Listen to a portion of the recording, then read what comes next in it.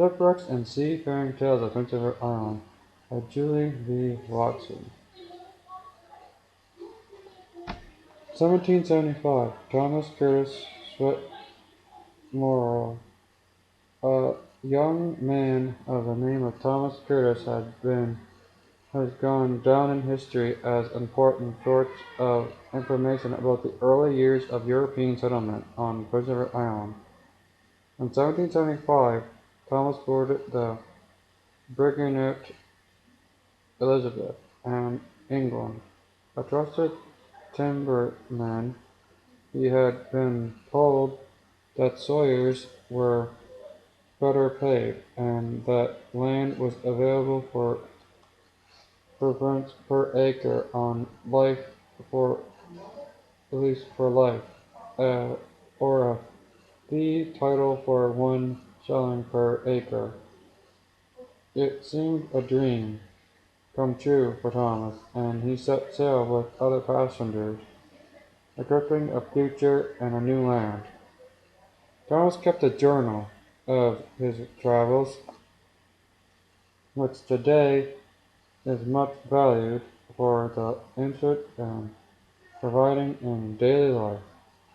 His words were vital once resumed, currently not a good evolution of island life. One which was he received was the wreck of the Elizabeth. After a long voyage, Elizabeth drifted offshore of New London in November.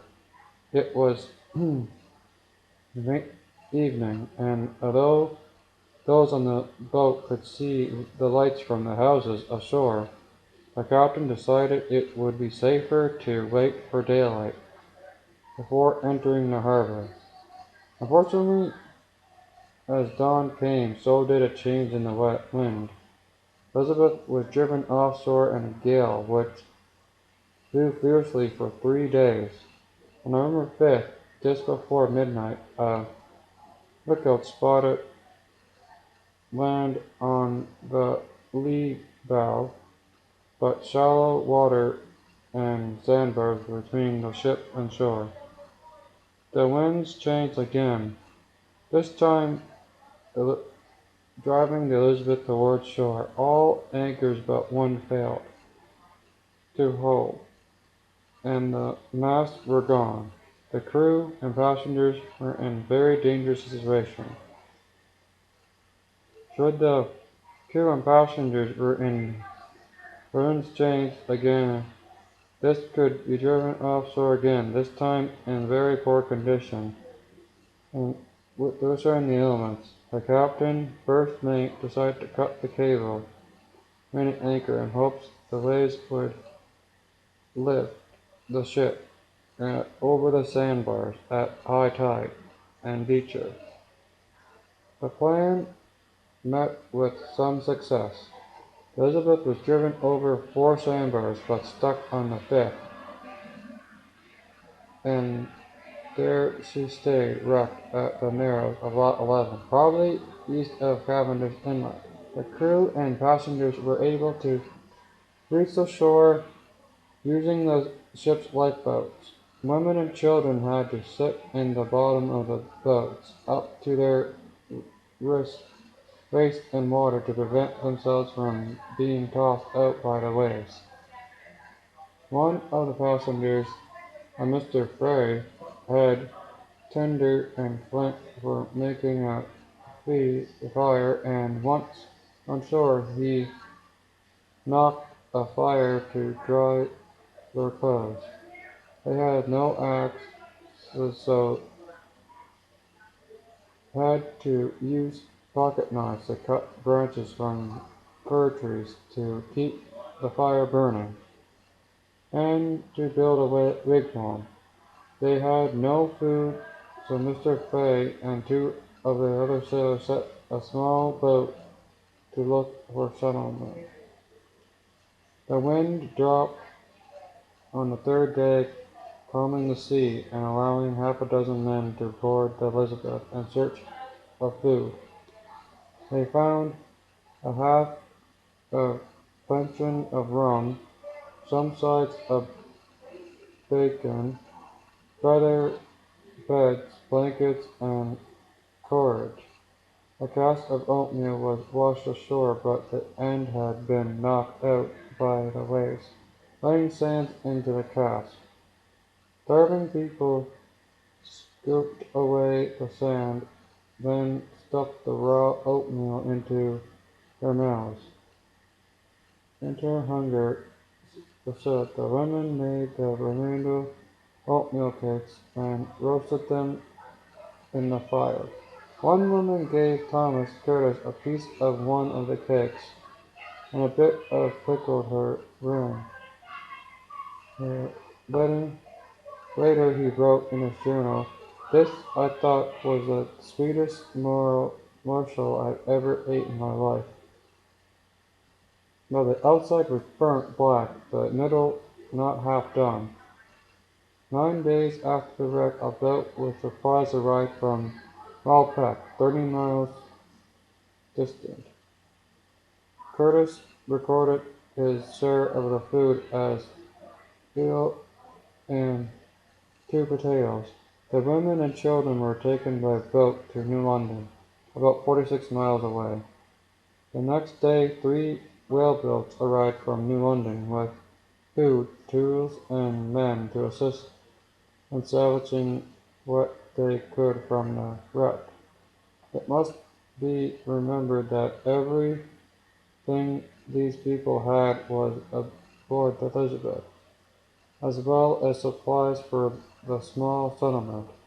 The weather turned so cold, however, that it decided to leave 3 men to guard the things saved, while the other 21 men made it to raid Malpeque. The following winter was very hard on the newcomers.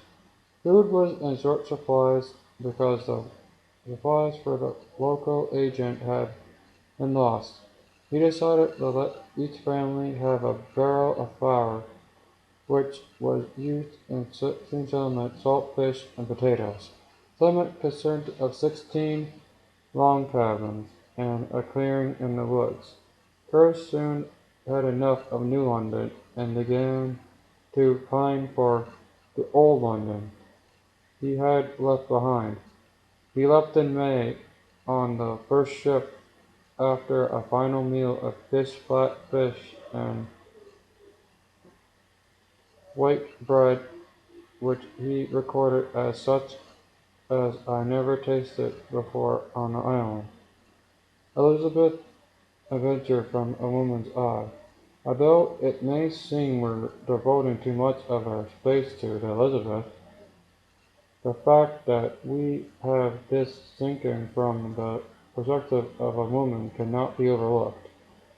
It is too easy to forget how many women came to settle the island, often in very religious conditions as well. Thomas Curtis in the Britannic accounted, and Pine Stewart was of different social status, and this had very experience the following detained from the public archives of President Island, number 23,008, 2308, where it had been transcribed from handwritten notes. In 1775, Chief Justice Peter Stewart and family en route from Scotland were wrecked off Monmouth. The following account of their experience was given to Hon. Benjamin Davis by a daughter of Chief Justice, Mrs. Pope Penelope Stewart, who subsequently married Mr. Jas McNutt of Malpeque. My father chartered a brig to bring us over. She was an English vessel with an English crew on board, besides our family and servants, several of my father's people who entered settled on land in the colony, for he had two townships granted him by the King George III.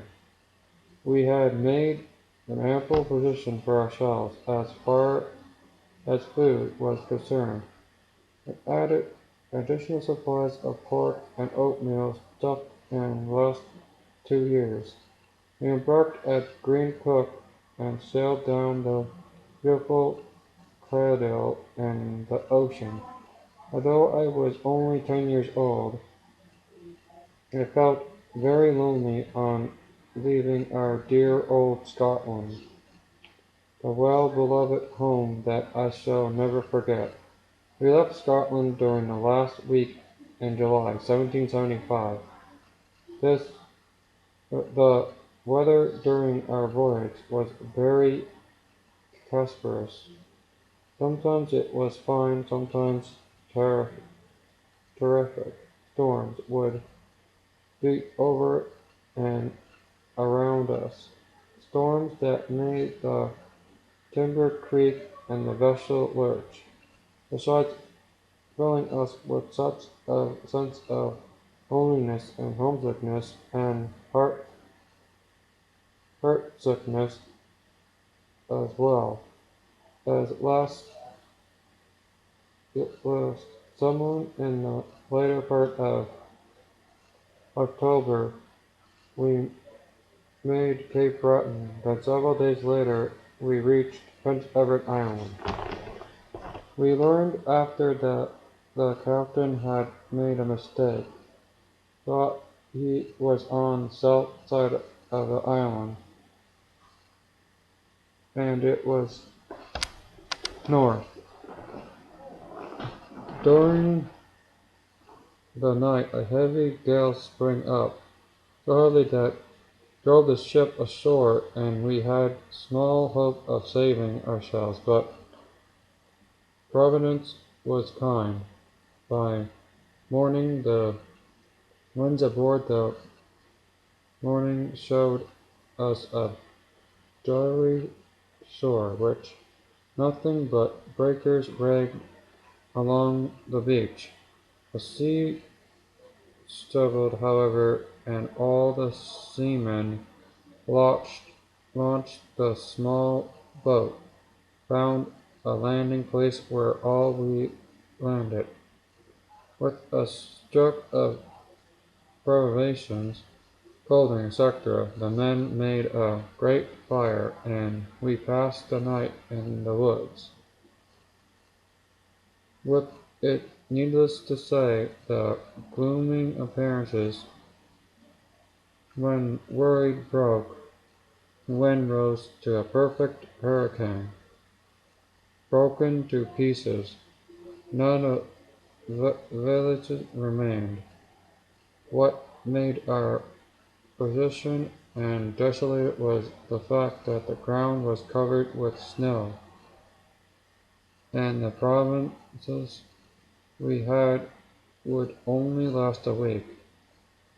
We, we all thought that the breaking up of the ship was a final touch to our misfortunes, but it turned out to be the saving of us all, for the wind blew in its flurry and drifted upon shore pieces of the wreck with parts of rigging and sails together with casks of beef, pork, oatmeal, and flour.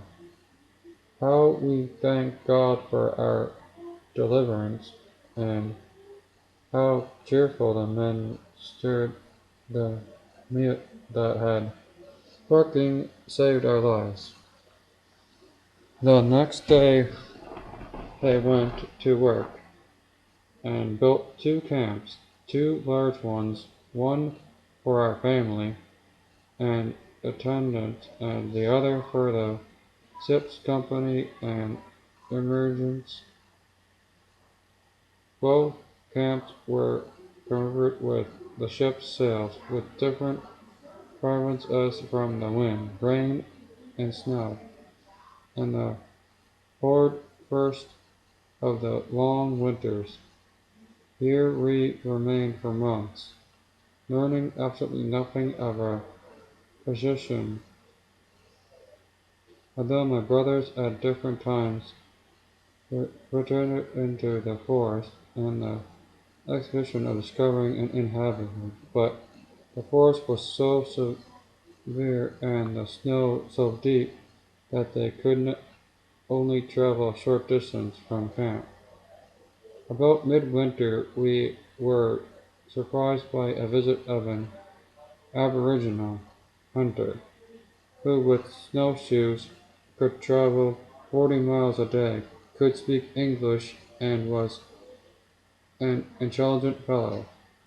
My father had a long conversation with him, during which he learned that we were at Casupec on the north side of the island, 40 miles in a direct line from Malpeque, afterwards the home of the McNeils, and about 100 miles from Charlottetown.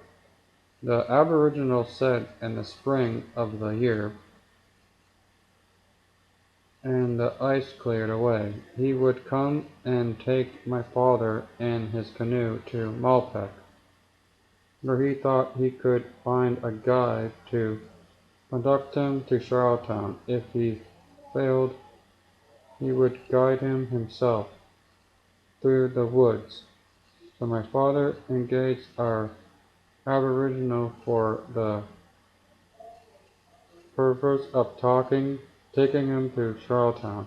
Then 5 months we spent in the dreary solitude before the prairie of the wild geese announced the advent of spring. A couple of weeks after the first cry of the wild goose, true to promise, the aboriginal made his appearance with his canoe, which he had been laid up about a mile from our camp. Then my father protected with him through the narrow passage of water, cried for him the sea by a range of sandbanks leading from Caspic to Malpeque harbor. It was then taken well on towards the later part of June, and one day one of our people brought the joyful news that a schooner was in the offing, standing in the harbor. It proved to be a vessel my father had sent from Charlottetown for us. My brothers got us safely around the coast and on board the schooner, after which we immediately set sail. In a couple of days we were in Charlottetown, and in civilized society once more. It brought our 11 months since we left dear old Scottish shores behind us.